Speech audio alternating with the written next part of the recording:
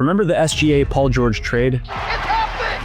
Here's where everyone ended up. Gilgeous-Alexander hits a three from SGA. From Shai Gilgeous-Alexander's rise to MVP status, to Cason Wallace rising as a pivotal player in 2025, and even the overlooked pieces you forgot were part of the trade. We're about to unpack one of the biggest gambles in NBA history that went so wrong for one team and so unbelievably right for the other. The ripple effect from this one move hits harder more than ever today.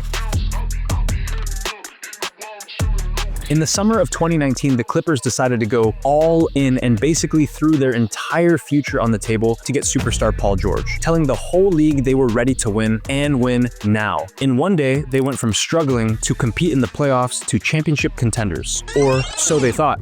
Kawhi Leonard just came off a historic season with the Raptors as an NBA champion and Finals MVP and declined his player option to move forward with Toronto. The next day, the Clippers traded Shai Gilgeous-Alexander, Danilo Gallinari, 5 unprotected first-round picks, plus 2 swap rights to OKC for Paul George. And then 4 days later, both PG and Kawhi officially announced joining the Clippers. And now 6 years later, the Clippers have 0 championships, only 1 conference finals appearance to show for, and PG is not even there anymore. But as for that young guard they traded away to OKC, he just lifted the Larry O'Brien for them. When SGA got to OKC, he was a promising 20-year-old guard with a funky, shifty, and deceptive game. The Thunder knew he was good, but nobody, and I mean nobody, could have predicted he'd become this good. They handed him the keys and he blossomed into an absolute supernova. His scoring numbers just kept climbing year after year. He became a regular all-star, a first-team All-NBA guy, and the engine of a young, hungry Thunder team. And now, the league's MVP, an NBA champion, scoring leader, and Finals MVP.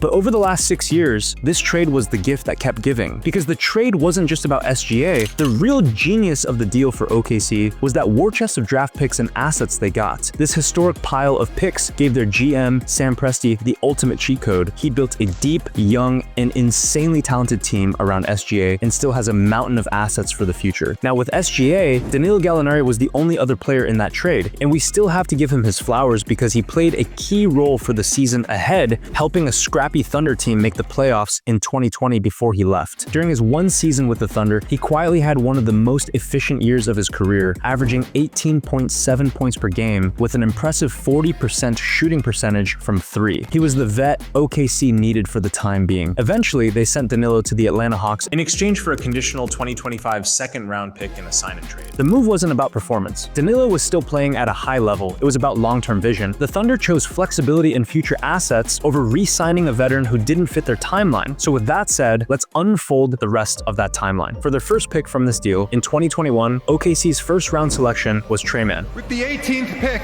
in the 2021 NBA Draft, the Oklahoma City Thunder select Tre Mann. His time in Oklahoma started with promise. Averaging 10.4 points per game as a rookie, started 26 times, and shot 36% from 3, which is actually quite good for a rookie since most of them land around 32 to 34%. So overall, he showed some real scoring potential. By year 2, he averaged only 7.7 points per game, even though he played more games than last season. But over the years, as OKC's backcourt started to fill up with players like Josh Giddey, Cason Wallace, and Isaiah Joe, the competition for guards increased, and Tre's role started to diminish. From this point on, the trajectory of Tre's time with OKC started to move in a different direction. After playing only 13 games before the trade deadline in the next season, OKC traded Tre to the Hornets in exchange for Gordon Hayward. The move gave the Thunder veteran experience for the postseason and gave Tre a fresh start on a rebuilding team that could actually use him. It was a classic case of a young player getting squeezed out of a deep rotation, but not because he lacked talent. And neither did the next pick in the deal. With the 12th pick in the 2022 NBA Draft, the Oklahoma City Thunder select Jalen Williams from Santa Clara University. All Jalen has done since then is become an all-star himself. He's a dynamic scorer and defender, the perfect number 2 next to Shai, dropping over 20 points a game before becoming an All-NBA team during their 2025 championship season. Right from his rookie season, he proved he was more than just a late lottery sleeper, averaging 14.1 points per game with a 52% shooting percentage from the field, earning a spot on the All-Rookie First Team, and finishing runner-up in Rookie of the Year voting. In year 2, 2022, he elevated his game with 19.1 points per game, 4 rebounds, and 4.5 assists per game. But it wasn't until the next season where Jalen truly skyrocketed. As we mentioned earlier, he became an all-star and snagged all NBA third team and all defensive second team honors, and then helping with OKC's best regular season record since 2012. So I mean, at the end of the day, the Thunder basically got a second star out of the Paul George trade. Now in the 2023 NBA draft, OKC had a swap right to use with the Clippers, but chose not to use their swap rights since their own pick was higher in the draft than the Clippers, which actually resulted in acquiring Cason Wallace. That said, he was traded from Dallas's 10th pick in the draft for OKC's 12th with Derek Lively. Today, Cason has also become a pivotal role player. He even played a starting role in the 2025 NBA Finals, contributing crucial perimeter defense and open look threes. This is what happens when you don't just draft your talent, but stick around to develop it. He went from a draft night gamble to a 2-year starter and budding two-way role player, quietly becoming a foundational piece of the Thunder's title contending core.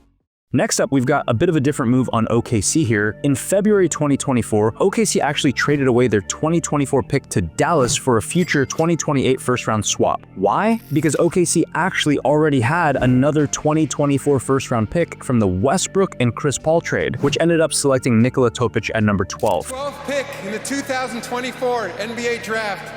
The Oklahoma City Thunder select Nikola Topic. And on top of that, OKC also traded 5 future second-round picks to the Knicks in exchange for Dillon Jones. So that's 2 first-rounders for a team that continues to keep themselves in the first round after being the number 1 seed in the league. That said, the pain doesn't stop there for LA. So far, we touched base on SGA becoming the major asset in the trade, 3 first-round picks, and a first-round swap. But now, let's jump into the 2025 NBA Draft, where OKC had 2 picks. The first pick at 15th overall originally belonged to Miami, but was traded to the Clippers and eventually ended up with OKC. Because the Heat made the play-in tournament this past season, their pick didn't fall between 1 and 14, so the protections on it didn't apply. As a result, the pick automatically transferred to the Thunder, who used it to select Thomas Sorber. For the second pick at 24th overall, OKC pulled off another savvy move by exercising their second first-round swap rights with the Clippers, trading up from 30th in the draft to 24th and selecting Nick Clifford. But it didn't end there. Instead of keeping Nick, the Thunder flipped him to Sacramento in exchange for San Antonio's protected 2027 first-round pick. In other words, OKC turned the 30th pick into a top 24 selection, then turned that into a future asset that could end up being even more valuable. Another smart play as they continue building one of the most dominant rosters in the league. The Thunder still own the Clippers' 2026 first-round pick, completely unprotected, which looks scarier and scarier now that PG is gone. The Los Angeles Clippers got 5 seasons of Paul George. This resulted in 1 single appearance in the Western Conference Finals and a whole lot of disappointment as their title hopes were crushed by injuries and playoff failures. They gambled a decade of their future for a small window of hope that never fully opened. Now, they're facing an uncertain future with an empty cupboard of draft picks. As for OKC, they turned 1 superstar into an entire dynasty.